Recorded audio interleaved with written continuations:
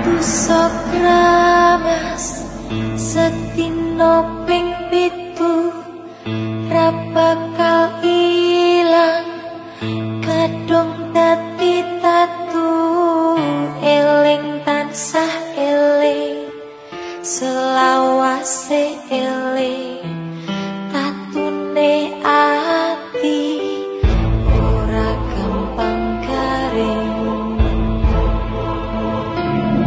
Om Swastiastu, kembali lagi di channel Santi Dharma Chandra. Saat ini Santi berada di Desa Sidan, Gianyar, Bali. Hai. Baiklah, sekarang Santi mau ke pura Campuhan di sini ya. Ditemani dengan Mak Tut. Halo Mak Tut. Terus di sini ada aliran sungainya. Lalu Santi akan menjawab pertanyaan-pertanyaan dari netizen yang pro kontra lah ya. Jadi biar tidak ada prasangka buruk, tidak ada komentar yang bikin bertanya-tanya dalam hati. Akhirnya Santi memutuskan untuk menjawab question dan Santi yang answer kayak gitu. Baiklah, jangan kemana-mana. Nanti Santi mau ke pura sembahyang dulu sama meditasi. Terus lanjut kita ngobrolnya. Tetap stay on di channel Santi Dharma Chandra. Suksma.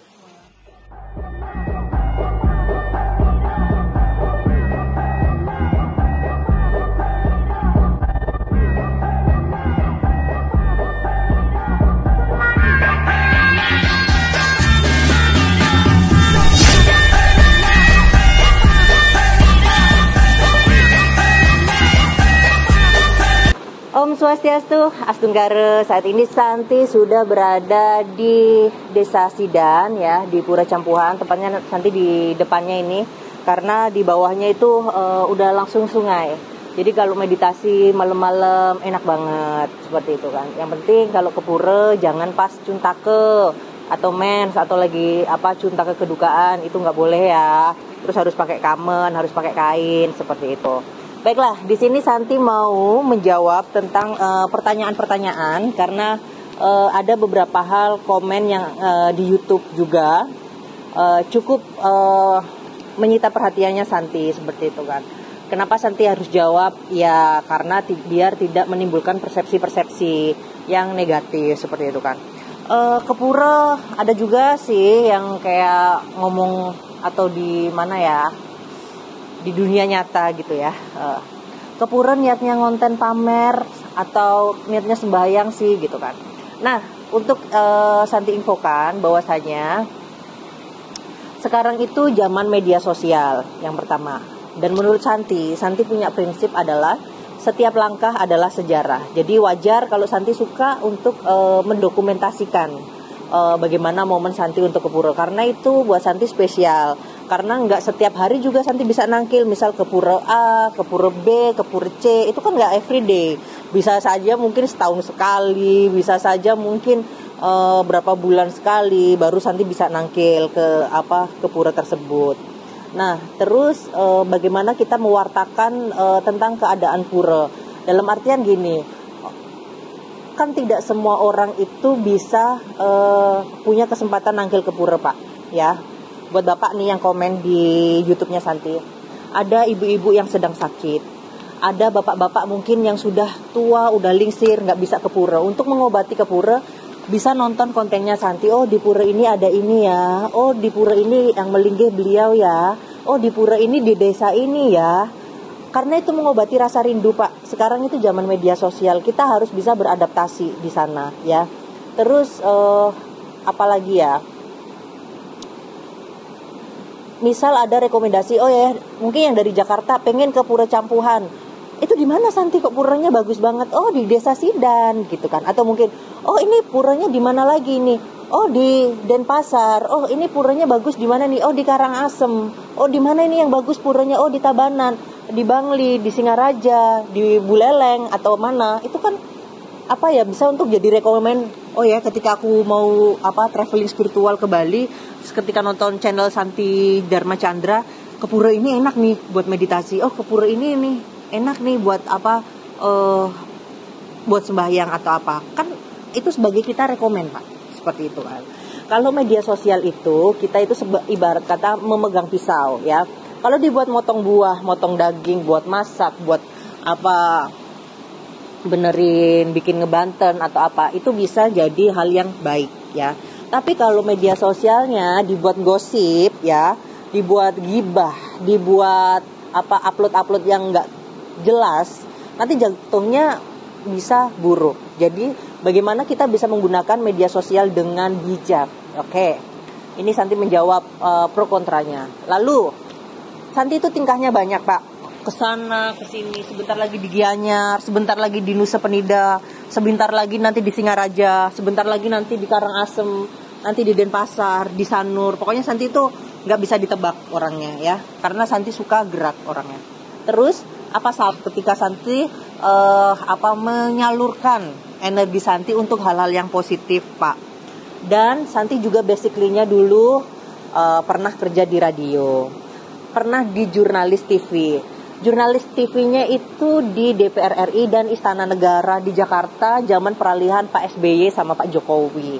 Ya kan? Jadi ilmu jurnalis Santi ketika Santi dedikasikan untuk di agama Hindu di Jalan Dharma, apa salah Pak? Itu ya. Kalau Bapak nggak suka nonton channel Santi Dharma Chandra, ya udahlah ya Pak, nggak usah ditonton, nggak apa-apa. Tuh ya. Terus apa ya? Kita kan harus berpikir positif ya Pak ya. Jadi nggak selamanya itu ya like or dislike itu pasti ada. Kalau hal kayak gini Santi terima. Cuma Santi juga harus menjaga kontennya Santi agar tidak menimbulkan persepsi-persepsi yang bisa mempengaruhi ke orang lain, hal-hal yang negatif seperti itu kan. Karena Santi juga masih belajaran, kontennya Santi juga banyak pedande, banyak sulingge, banyak ide resi, banyak beliau-beliau yang memang harus dijaga kesuciannya seperti itu kan. Jadi seperti itu. Jadi kalau Bapak bisa belajar dari kutipan Sri Krishna ya kan, perubahan adalah yang kekal. Orang yang seiring berjalannya dengan waktu, semua akan mengalami perubahan. Jadi mungkin ya Pak ya, zaman dulu, zaman-zaman kerajaan, beliau-beliau para yang di kerajaan, para pemuka agama memberikan ilmu di lontar, di prasasti atau di mana aja seperti itu ya kan. Kalau untuk zaman sekarang ya kan beralih, habis dari lontar, prasasti barulah ke kayak buku atau apa. Setelah buku selesai atau berganti masa ke media sosial, di media sosial di YouTube ini Pak, Santi ngonten ini mungkin Santi berharap anak-anak Santi ya kan suatu saat bisa nonton mamanya di YouTube Santi. Oh ya mamaku dulu ngonten YouTube nih buat belajar aku agama Hindu gitu kan. Itu nanti bisa ditonton anak-anak. Ada juga anak-anak SD Pak, kemarin tuh anak-anak kecil banget. Tante kemarin nonton channelnya tante. Anak SD nonton channelnya tante, digituin kan, tak gituin. Terus ya jadi buat edukasi ke mereka daripada main game atau nggak jelas, mending adik-adik kecil-kecil yang Santi sayangi ya, yang tante sayangi, tonton channel YouTube Santi Dharma Chandra. Jadi ajak orang tuanya, mama, papa, ayo nangkil kesini mah, gitu kan, keren, gitu kan. Jadi memberikan ilmu semuanya perubahan. Mungkin nanti generasi muda bisa akses ilmunya lewat media sosial ya kan Pak. Jadi itu lebih mudah, lebih fleksibel seperti itu. Kita tanpa rasa mengurangi pakemnya, tanpa rasa mengurangi dasar-dasar ilmunya, tetap terjaga. Hanya medianya saja yang mungkin itu yang beralih dari zaman ke zaman seperti itu. Kita harus bisa adaptasi seperti itu kan. Ke pura dikontenin, niat cari materi. Ini pertanyaannya. Astunggara ya, sampai saat ini Santi belum monotes YouTube-nya Santi. Karena apa? Yang terkendala karena kan Santi kalau konten itu sering tak kasih musik-musik, itu juga masih belum bisa hak cipta dan lain-lain, itu juga pengaruh. Karena kan Santi biasanya tuh ngeditnya lewat CapCut, terus musiknya dari TikTok, tak pindah di YouTube seperti itu juga mempengaruhi kelancaran untuk monetize. Lagian Santi juga nggak begitu ngejar gitu loh. Kalaupun ya Pak yang komen seperti itu ya, Santi tegaskan, kalau niat cari uang mending Santi di Jakarta aja Pak, nggak perlu jauh-jauh ke Bali, nggak perlu menetap di Bali atau apa. Jujur ya, kemarin tuh Santi ditelepon sama anggota DPR. Beliau udah di Senayan, di DPR RI, udah jadi DPR RI. Terus ditelepon, Santi, ditawarin untuk jadi aspri beliau, terus untuk bantu kampanye beliau. Santi mikir lagi, oh balik lagi ya, nanti kontennya Santi tentang agama. Nanti kalau Santi terjun di politik, itu juga nanti bisa mengurangi rasa kepercayaan masyarakat, karena berpihak dong, karena mempromokan caleg seperti itu kan. Kalau ibarat kata kalau memang sekedar cari uang Pak, mungkin tawaran jadi aspri di DPR RI Santi mau. Tapi kan Santi mikir lagi, banyak hal yang memang harus Santi jaga, banyak hal yang memang harus Santi perjuangkan. Gak semua orang itu memahami perjalanan spiritualnya Santi, itu gak memahami seperti itu kan. Jadi kenapa sih Santi kok ke pura-pura, atau kenapa sih Santi kok semangat banget ngonten dengan Sulinggi, kenapa sih Santi ini itu gitu kan. Karena itu hati yang berbicara, pikiran yang berbicara. Kalau sekedar cari materi, mending Santi ngonten-ngonten yang viral-viral atau berita-berita artis atau apa, kan bisa aja Pak. Tapi kan Santi lebih memilih di sini, meskipun even Santi juga belum sempurna banget untuk belajar agama Hindu, masih belajar banget. Mungkin Bapak juga ilmunya lebih tinggi, lebih banyak, lebih mengerti. Jadi karena Santi masih baru, jadi Santi sering bertanya ke pemangku, terus ke beliau, para pedanda, para sulingge, dan yang lainnya seperti itu kan. Itu yang karena Santi belum bisa apa-apa, belum mengerti apapun gitu kan. Mungkin bapaknya lebih pintar ya, mohon maaf ya Pak, seperti itu kan. Jadi kalau dibilang untuk cari uang atau apa, ya Santi jawab seperti itu kenyataannya. Even manusia memang butuh uang, ya Pak. Nggak mungkin di zaman sekarang kita makan beli beras aja juga butuh uang buat beli nasinya, butuh beli lauknya, butuh beli roti, buat beli susu gitu kan. Tapi Santi ingin mendapatkan rezeki tersebut itu dengan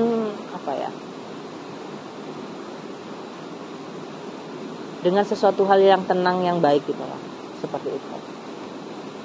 Dengan ya mungkin ya nggak bisa langsung kaya raya, tapi sederhana cukuplah buat Santi buat makan di Bali seperti itu kan, kayak gitu. Santi juga memang menyadari semua itu memiliki kebutuhan seperti itu. Terus lagi jangan memandang rendah konten kreator dalam artian gini. Sekarang sih Santi sudah bersyukur ya, maksudnya lihat konten kreator itu tentang budaya, tentang agama itu banyak banget, dan Santi nggak pernah menganggap mereka itu saingan. Karena apa? Karena ketika kita memberikan ilmu kepada masyarakat, kepada umat, itu kan sebuah hal yang positif. Jadi kita nggak perlu saingan ini, saingan itu, nggak perlu. Dan konten kreator itu mahal loh Pak, dalam artian kan kita mikir nih edit edit gambarnya bagaimana, begadang. Kita bisa ngambil gambar berjam-jam, tapi nanti jadinya cuma 30 menit. Terus belum lagi nanti thumbnail atau desain. Terus habis itu Santi mikir narasinya. Ini bagaimana untuk penyampaian di masyarakat seperti itu kan.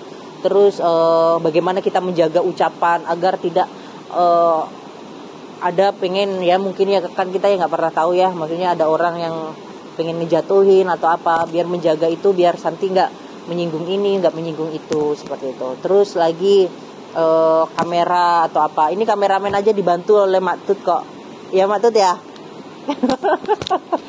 ini tak tunjukin nih. Kalau ngonten Santi tuh siapa sih Kak kameramennya? Kadang itu ada tour guide kalau pas waktu di Nusa, terus kadang anak kuliahan atau siapapun. Kadang ada tukang ojek juga pernah jadi kameramen. Jadi siapapun. Nih kalau nggak percaya nih, Matut sini Matut. ini yang bantu Santi ngonten. Halo Matut, ya kan, Matut Suksma. Nah udah, balik lagi Matut, diawasin tuh biar detikannya jalan ya Matut. Matut habis membanten, habis masak, lanjut jadi kameramen mau ngonten. Ya seperti itu, oke. Jadi ada yang tanya, Kak Santi kameramennya siapa? Otodidak langsung. Karena nggak semua orang bisa dijadiin kameramen. Adapun kalau kameramen berbayar mahal. Jadi Santi hanya aja konten aja ini pakai HP, laptopnya Santi rusak. Tapi udah tak kirim ke rumah. Karena anak Santi juga butuh laptop buat sekolah. Jadi biar dipakai buat sekolah. mamanya udahnya pakai itu aja, handphone aja.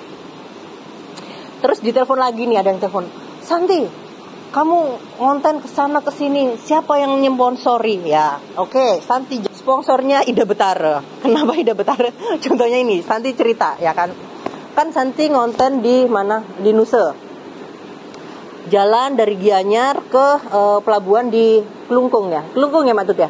Di Klungkung itu ada yang nganterin, gratis dong, ya kan. Naik boot pun gratis ya. Naik boot pun gratis karena nggak tahu juga, pokoknya pegawai-pegawainya, karyawannya yang kapalnya itu katanya udah nggak usah bayar digituin kan, nyebrangnya gratis. Habis itu udah sampai pelabuhan di Nusa, ada yang jemput semeton di Nusa, terus naik motor kan, terus mau Santi bayar, beliaunya nggak mau, jadi rezeki. Nah setelah itu ada pemuka agama, memang suami istri beliau baik banget, ngasih fasilitas villa. Padahal Santi itu rencananya mau nginep di rumah penduduk yang murah-murah gitu aja kan. Nah Astunggara ada fasilitas villa seperti itu kan. Jadi mau kemana, ke pura ada yang nganterin. Kalau bukan peran Ida Betara siapa Pak gitu kan. Nggak ada yang memfasilitasi seperti itu. Kalau dirupiahkan juga berapa seperti itu kan. Jadi kalau dibilang siapa sponsornya, yang ngasih sponsor adalah Ida Betara. Kayak kesini pakai motornya Mak Tut, digonceng sama Mak Tut, langsung menuju ke Pura Campuhan. Ya, jadi semua adalah peran dari beliau. Tanpa beliau Santi juga nggak mungkin bisa konsisten dari awal Santi Dharmika ya sampai sekarang. Seperti itu. Jadi ya Astunggara lah untuk bisa bisa diberi kesempatan gitu loh, nangkil kesana kesini, ketemu beliau seperti Matur Suksma Ida Betara. Semoga Santi selalu disayang, dirindungi, kalau nangkil kemanapun dipertemukan orang baik, bisa jalan kemana saja dengan semangat, dengan penuh sukacita, dan penuh dengan keikhlasan, dan penuh dengan rasa gembira. Suksma. Nah seperti itu. Terus Kak Santi udah 2 tahun jadi Hindu, kok belum nikah lagi atau gimana? Oke, kadang itu yang bikin Matut ketawa. Oke, itu yang bikin kadang Santi galau juga sih, wajar. Maksudnya gini, ya doa ya, semoga Santi sehat terus gitu. Jadi suatu saat kalau masa tua ada yang buat jadi tempat untuk sharing atau curhat, dan Santi punya merajan agung yang besar yang bisa Santi buat sembahyang everyday gitu. Nggak semua orang bisa memahami langkah Santi, apalagi langkah spiritual Santi, karena kebanyakan orang itu bukan mencintai, tapi ingin menguasai, seperti itu. Ya memang ada yang pengen deket sama Santi atau cuma Santi mikir nih, Santi bisa tetap belajar di spiritual nggak, digituin kan, masih tetap bisa nangkil kesana kesini nggak, bisa produktif nggak, bisa tetap ketika ada undangan kesana kesini Santi bisa hadir nggak, seperti itu kan. Itu harus saling support ya kan. Kalau nggak saling support ya kan, nanti udah posisinya waktu itu. Kalau nggak saling support nanti jatuhnya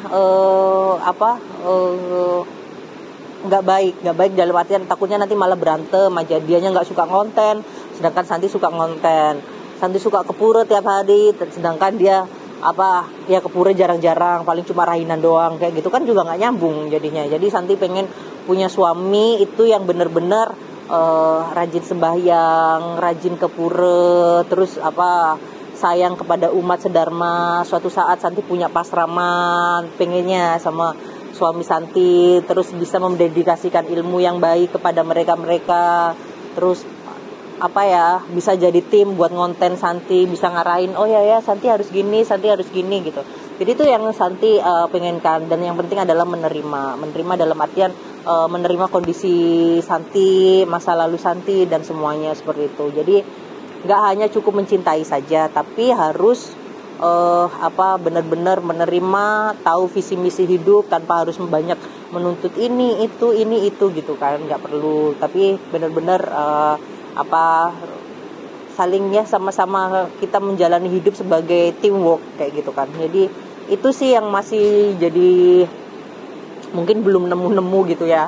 Jadi biarkan Ida Betara yang menyiapkan. Santi percaya kok bahwasanya Tuhan sedang mempersiapkan seseorang buat Santi untuk bisa mengabdi di jalan Dharma bareng-bareng gitu. Jadi nanti kalau ini dianya nggak satu energi sama Santi, takutnya nanti gagal lagi. Kan Santi nggak mau seperti itu. Jadi harus Santi pengen nikah sama orang Hindu itu buat terakhir ya, buat selamanya, buat bener-bener bisa menyatukan keluarga Santi, terus bisa punya leadership dan bisa mengangkat derajat Santi, bisa dalam artian mengangkat derajat itu bisa menempatkan Santi ke dalam posisi istri yang baik gitu loh. Jadi itu yang pengen besok kalau ngonten kan sama suami Santi di samping Santi, hai swastiastu suami aku gitu. Sekarang masih belum. Matut ketawa aja sambil ngelawak Matut biar slow ya kan. Nah, terus di sini tarot sejak kapan? Oke, ini adalah tarot ya yang memang Santi udah sekitar 7 bulan ini Santi tekuni ya. Yang pertama itu karena pas waktu Santi di Karangasem ada kayak ada undangan gitu loh di Karangasem. Nah, waktu itu Santi ceritanya Santi itu beli lukisan Ibu Ratu Laut Selatan di Gianyar. Cuma belum Santi ambil karena waktu itu Santi masih belum ajek lah di Bali, masih ke Jakarta, ke Lombok, pokoknya masih sering ke sana ke sini.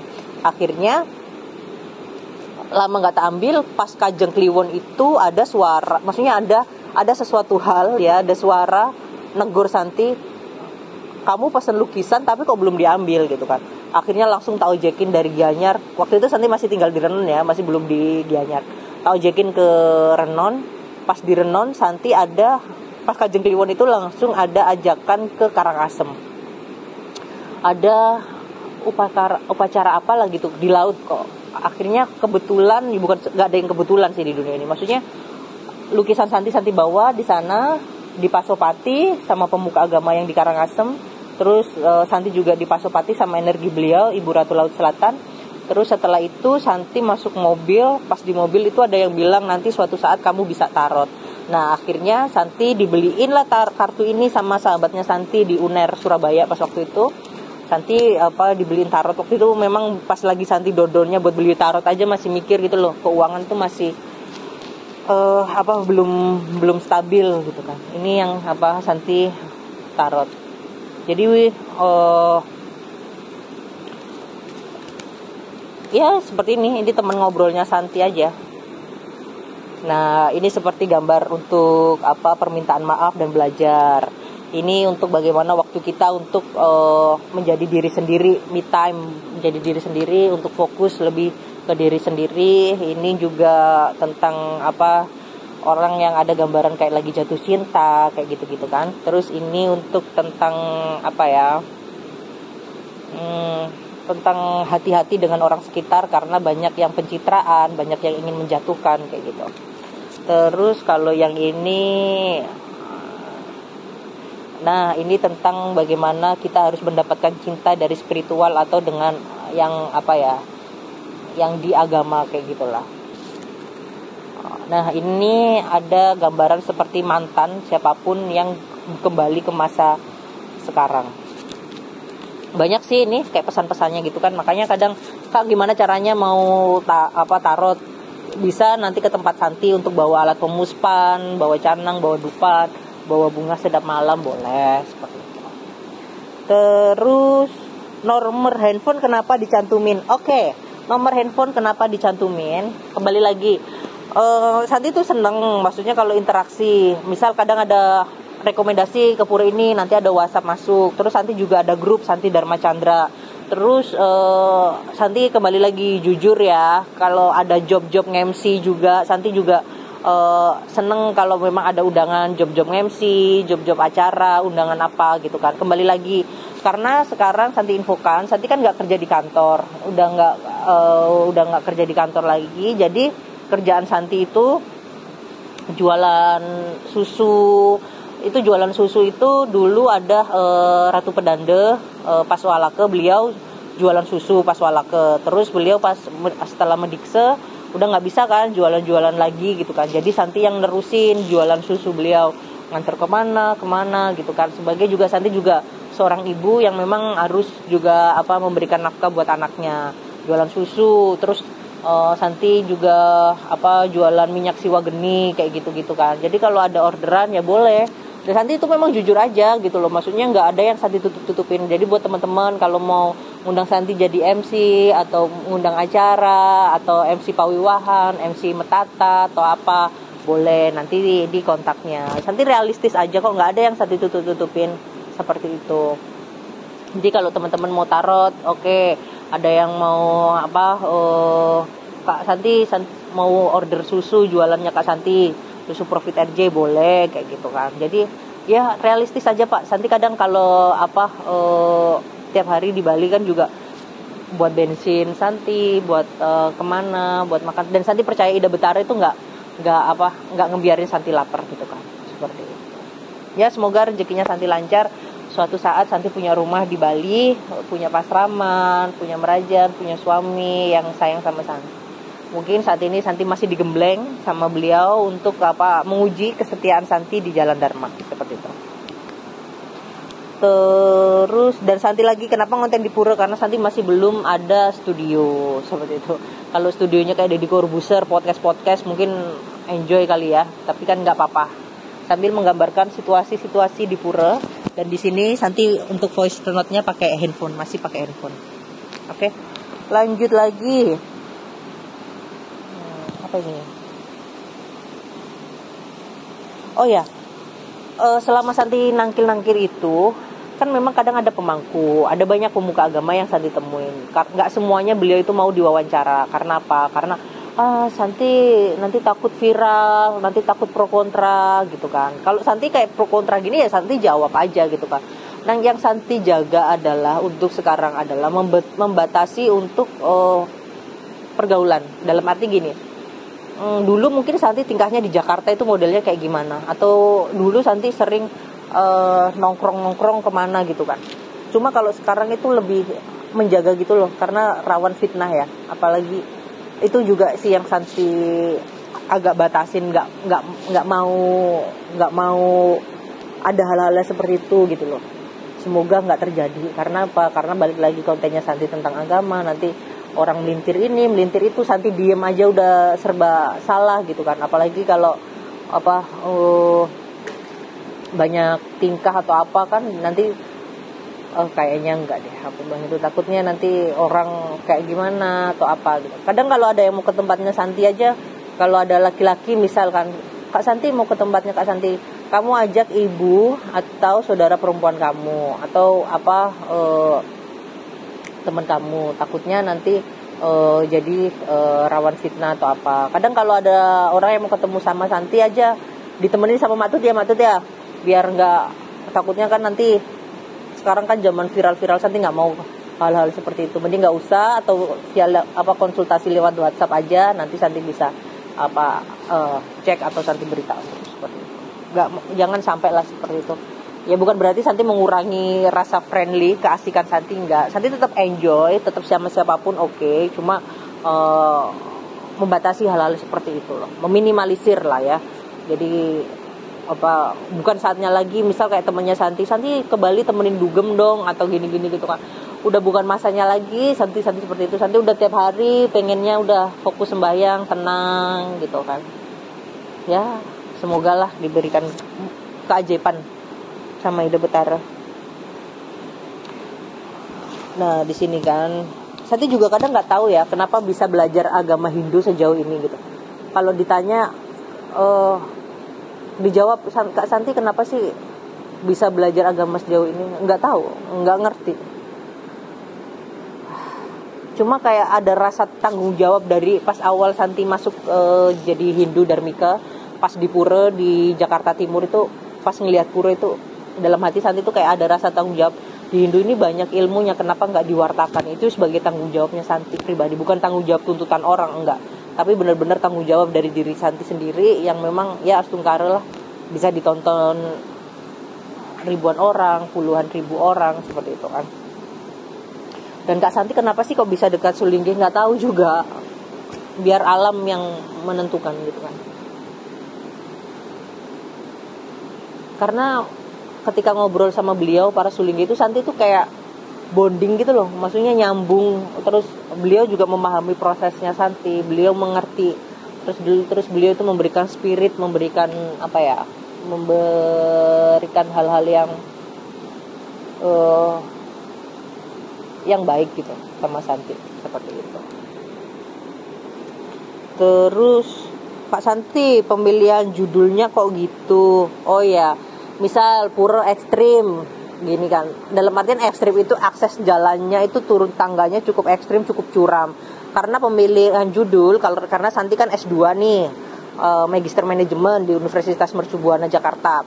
Ketika kita mau mengerjakan tesis atau anak S1-nya mau mengerjakan skripsi, itu yang dilihat adalah judulnya. Setelah judul nanti hipotesanya, permasalahannya. Oh ya, terus nanti lanjut ke bab selanjutnya, seperti itu. Jadi kalau pemilihan judul sama halnya orang bisa tertarik sama konten, oh pura terekstrim apa nih? Jadi itu membuat rasa penasaran. Bukan karena kalau cuma ditulis pura A atau apa, pura B gitu aja. Orang kan rasa interestnya, rasa tertariknya itu kurang. Jadi ya maklumin ya, karena biar banyak orang yang nonton juga. Itu yang ketika kita memilih judul, seperti itulah.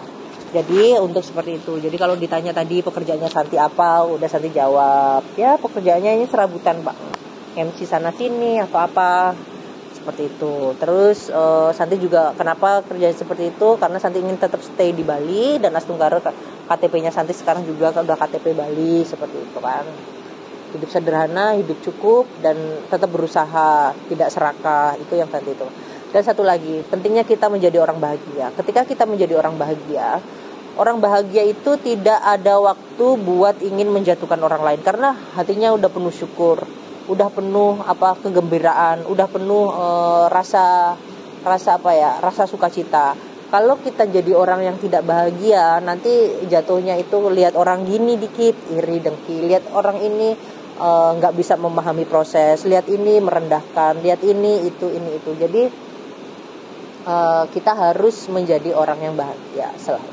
Baiklah, terima kasih. Nanti semoga Santi bisa ngonten lagi dengan beliau para sulingge, karena kan Santi juga harus sekarang banyak upakara odalan ya, jadi harus menyesuaikan jadwalnya beliau juga. Sambil menunggu beliau, Santi ngonten dulu di pura. Terima kasih. Semoga kita sehat selalu. Santi tetap belajar untuk menjadi pribadi yang naturally, maksudnya yang ya seperti ini yang dilihat gitu loh, perjalanannya Santi. Kalau ada salah, ada nggak berkenan, mohon dimaafkan. Oke? Santi masih banyak belajar. Nanti kalau ada mungkin Kak Santi salah nih atau apa, oh ya nanti di mana bisa didiskusikan seperti itu sama Santi. Terus Santi juga ada pertanyaan lagi nih, Kak Santi sekarang nge-host di channel Lintas Misteri. Iya, nanti nge-host di sana. Terus kok bisa sih jadi MC host Lintas Misteri? Bisa karena kan waktu itu Santi dapat tawaran dari Dewata Channel, Pak Yan, terus Pak Jeffrey, terus Kak Michael, beliau dari Manado, terus ngonten tentang ya villa-villa terbengkalai lah atau hotel yang terbengkalai seperti itu. Sebenarnya kalau emang Kak Santi indigo, Santi nggak mau narsis ya ngebilang Santi indigo atau apa gitu kan. Cuma pas waktu dari kecil memang Santi udah mengalami hal-hal seperti itu. Terus pas waktu di Jakarta juga Santi sempat ke psikiater sih, karena mengalami kayak masih belum menerima hal-hal seperti itu. Tapi kalau sekarang ya Astunggara Santi, oh ya ini ada itu. Bukan suatu kesombongan atau apa, enggak. Semuanya ada plus minusnya kok. Kalau dibilang pengen hidup normal ya pengen hidup normal aja gitu kan. Cuma ya udah nggak apa-apa. Nanti menggambarkan ini, nanti ada pesan ini, pesan itu gitu kan. Jadi bukan untuk sombong-sombongan, bukan untuk siapa yang paling hebat, paling sakti, enggak. Semua manusia itu istimewa di mata Tuhan gitu kan. Tergantung kita aja sikap perilaku kita yang kita persembahkan untuk semesta seperti itu. Baiklah, terima kasih. Jangan lupa subscribe, like, dan share channel Santi Dharma Chandra. Terima kasih. Matur suksma. Mari kita tutup dengan Parama Santi ya. Om Santi Santi Santi.